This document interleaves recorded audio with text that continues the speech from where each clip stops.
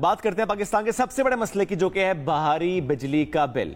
एहतजाज भी हो रहा है। इस मसले से निपटने के लिए हुकूमती इक़दाम किए तो जा रहे हैं, लेकिन नजर नहीं आ रहे होते हुए, क्योंकि जरा जब तक इम्पैक्ट नहीं आएगा हम कहेंगे इक़दाम नहीं हुए। आई मीन बात तो कर रहे हैं ना, बात तो कर बनाई है।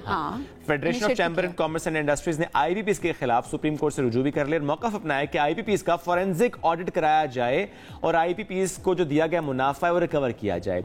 और जो पावर सेक्टर है उसमें इस्लाहात के लिए हुकूमत ने एक टास्क फोर्स तश्कील दी है और इस टास्क फोर्स का काम है सिफारिशात मुरतब करना। क्या टास्क फोर्स कर पाएगी, क्या ऑप्शंस, आज हम इस पर भी बात करेंगे।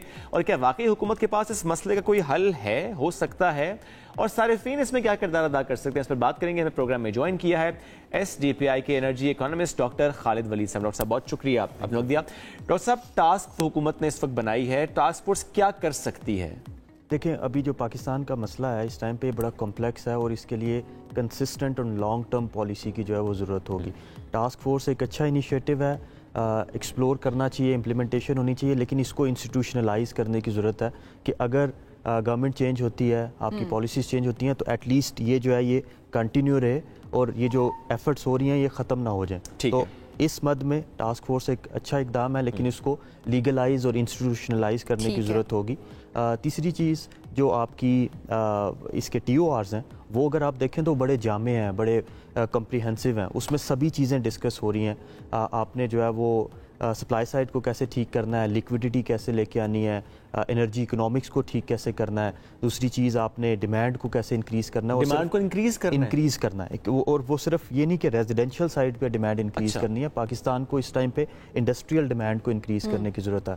अगर आप स्टेटिस्टिक्स को देखें तो पाकिस्तान में 50% टोटल जो कंजम्पशन है इलेक्ट्रिसिटी की वो आपके घरों से आती है, रेजिडेंशियल सेक्टर से आती है, जो कि कॉन्ट्रेरी है। अगर आप चाइना को देखें तो चाइना में 50% इंडस्ट्री से आती है, विच मीन्स कि अगर पाकिस्तान डॉलर्स दे के इलेक्ट्रिसिटी जनरेट कर रहा है तो बदले में हमें डॉलर्स ही मिलने चाहिए इंडस्ट्री की सूरत में, एक्सपोर्टिंग इंडस्ट्री की सूरत में। तो हमें इंडस्ट्रियल डिमांड को बढ़ाने की ज़रूरत है। एक और TOR ये है कि आप SEGs के साथ इसे लिंक कर रहे होंगे, इंडस्ट्रियल ग्रोथ के साथ लिंक कर रहे होंगे, जो एक्सेस कैपेसिटी है वो वाली। और जो तीसरी चीज़ है वो ये कि किस तरह से एफिशिएंट किया जा सकता है डिस्ट्रीब्यूशन साइड को, किस तरह से अर्ली रिटायर किया जा सकता है आपके जो इनएफिशिएंट पावर प्लांट्स हैं उनको। अर्ली ये क्या है? देखें, अर्ली रिटायरमेंट होता है कि किसी एक पावर प्लांट की एक एज होती है, नेचुरल एज, उसके बाद वो जो है वो इनएफिशिएंट हो जाता है, वो बिजली प्रोड्यूस नहीं कर पाता।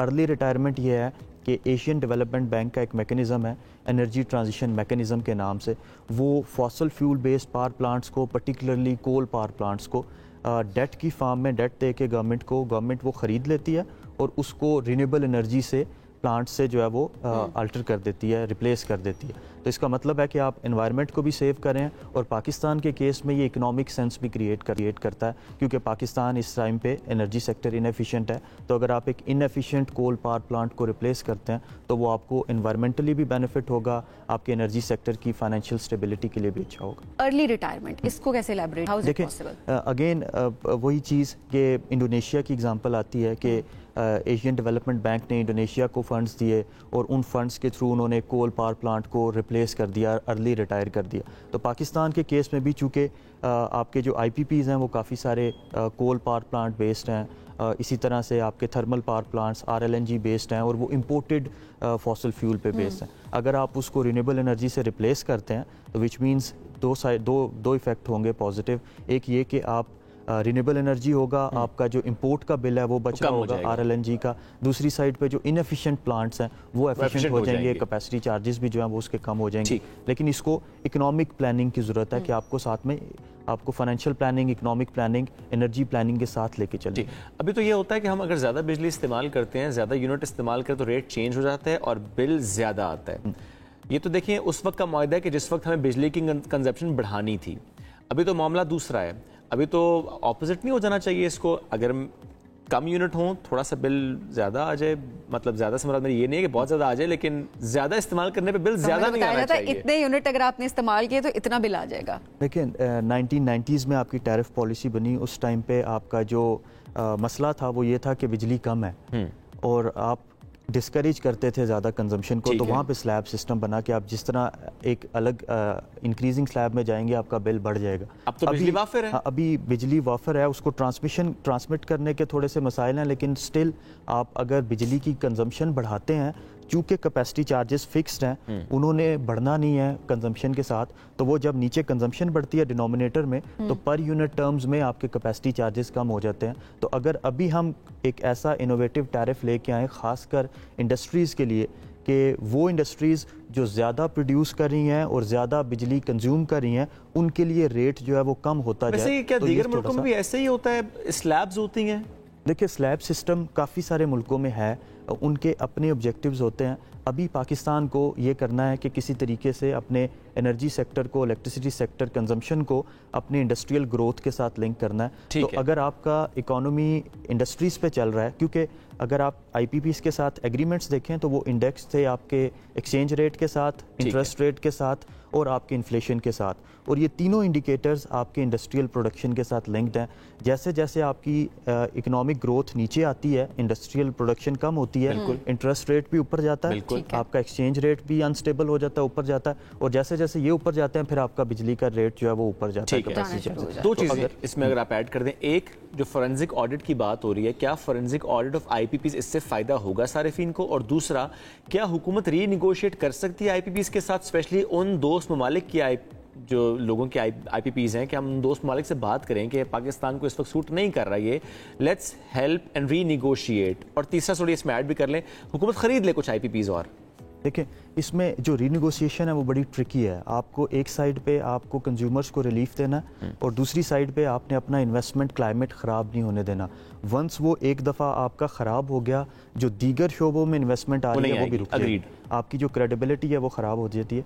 तो आपको रीनिगोशिएट इस टर्म्स में करना है कि चूँकि आपके जो पर्टिकुलरली सीपैक के अंडर पावर प्लांट्स लगे हैं, उनमें भी अभी रिटर्न्स आप वापस नहीं कर पा रहे उनको, वो भी स्ट्रैंडेड एसेट्स बने हुए हैं। तो अगर आप चाइनीज़ गवर्नमेंट से, चाइनीज़ फाइनेंशियल इंस्टीट्यूशन से इस बेस पे बात करते हैं कि वो हमें थोड़ा कुशन प्रोवाइड करें, तो यह फायदा हो जाएगा, ताकि पाकिस्तान की इकोनॉमिक्स जो है वो ठीक होगी, इकोनॉमिक सूरत हाल ठीक होगी, तो फिर हम आप बेटर पोजीशन में होंगे कि आपको पे बैक कर सकें। दूसरी साइड पे जो आपका क्वेश्चन था कि हुकूमत खरीद ले, कुछ है भी सही स्टेट ओन्ड आईपीपीज़? देखिए, स्टेट ओन्ड आईपीपीज़ हैं और वो बड़े इनएफिशिएंट हैं, उनको भी शायद प्राइवेटाइज करने की कभी ना कभी ज़रूरत पड़ जाए गवर्नमेंट को।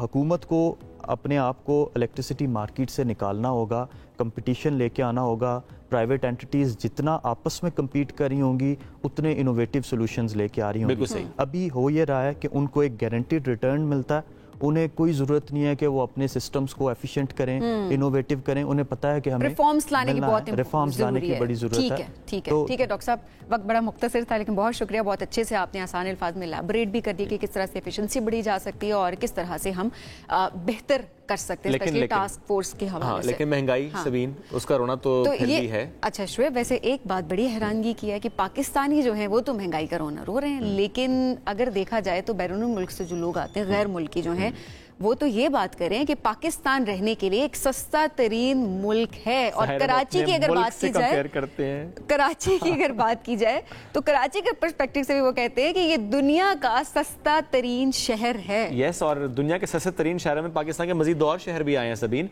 अच्छा। और ज़ाहिर जब डेटा कंपनी हम की बात हम करें तो लाहौर तीसरे पर, इस्लामाबाद दुनिया के चौथे चीपेस्ट सिटी के तौर पर सामने तो फिर पता नहीं पाकिस्तानी क्यों रो रहे हैं इस वक्त। लोगों की राय शामिल करते हैं, लोग क्या राय रखते हैं इस सर्वे के बाद, इस कमेंट के बाद कि पाकिस्तान के कुछ शहर सस्ते तरीन शहर है, लोगों ने क्या कहा आपको सुनवाते हैं।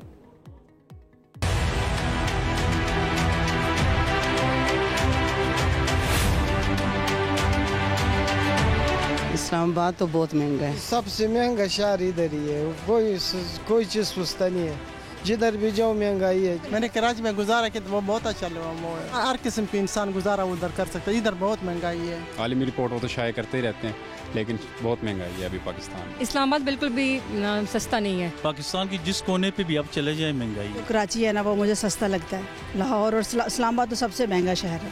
सस्ता कुछ भी नहीं है, जो पहले जो चीज 100 का था अभी 1000 पे पहुंच गया। इस्लामाबाद बहुत ही महंगा है, हर चीज ही महंगी है। कराची तो मैं समझती थोड़ा सस्ता लग रहा है मुझे। ओवरऑल पाकिस्तान जो सारी महंगाई है, सारे रो रहे हैं महंगाई की वजह से। अगर आप बाहर से कमाएं और पाकिस्तान में ख़र्च करें इस्लामाबाद में, तो इस्लामाबाद वाकई बहुत सस्ता है, लेकिन अगर पाकिस्तान में ही अर्न करके पाकिस्तान में ख़र्च करें तो इस्लामाबाद इतना सस्ता नहीं है कि जितना लगता है। हर एक चीज़ एडवांस एक्स्ट्रा रेट हो गया उनका, तो इसे सस्ता तरीन नहीं कहा जा सकता।